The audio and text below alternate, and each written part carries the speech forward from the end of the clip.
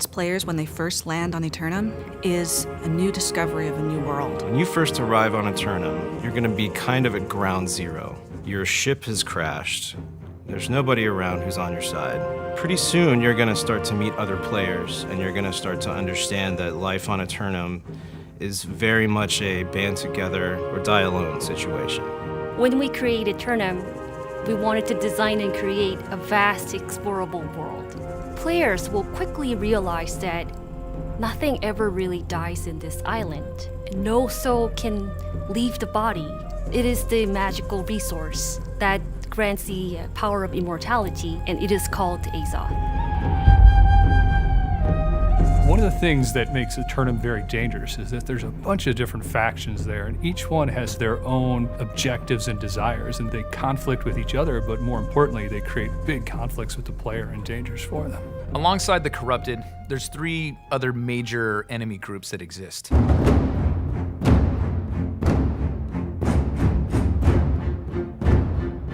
The Lost are the sort of soulless wretches of our game. They're people who have eternal life but have it without a soul, and as you learn, that is not a pleasant fate. They're stuck in this sort of like half-death state because they've died in some horrific way, or sailors who have crash-landed on this island and sort of washed ashore here. They're the ghouls, the undead versions in our game.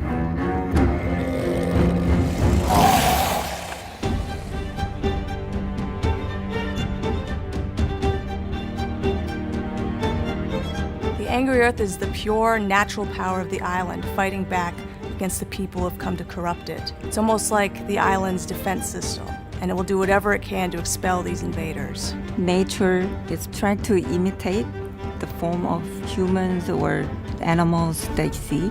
And some are like more humanoid, but there's other ones that are more of like a constructed monstrosity. They mask themselves in order to fight back from what they consider is an infection.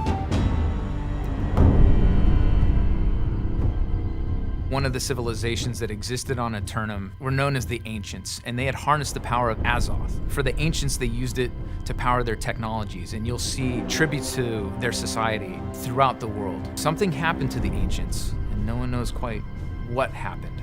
The remains of their civilization are there, and their secrets are there for you to discover.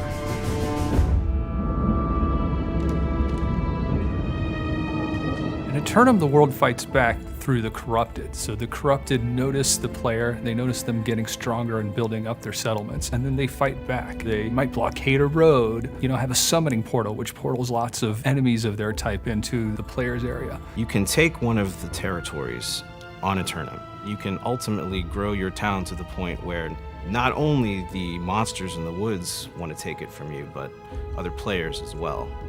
And when we have these massive wars over these territories, it's pretty special.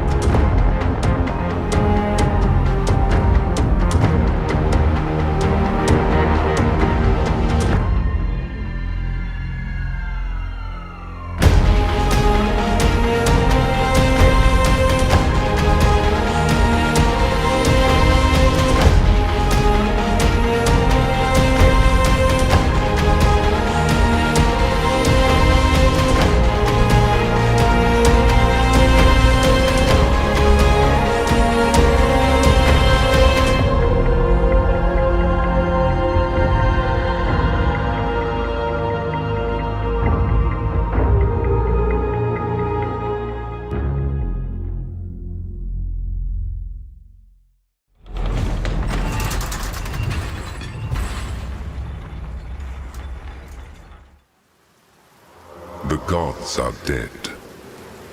But left on their own, men will always seek to take their place. Criminals! Your sentence is to be hanged from the neck until dead. Let your souls feed the first ones, and your bodies feed the land. The only result is pain and death. The demon is escaping! Kill her! Get her.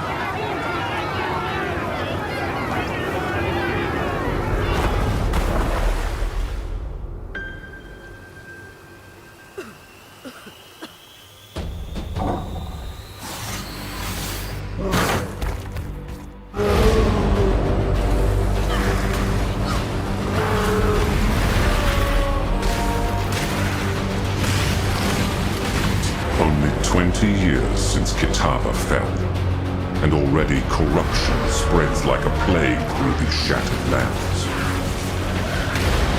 Wretched malevolence lurks in the shadows. It is our calling to put it to an end. It must be done if Rayclast is to survive.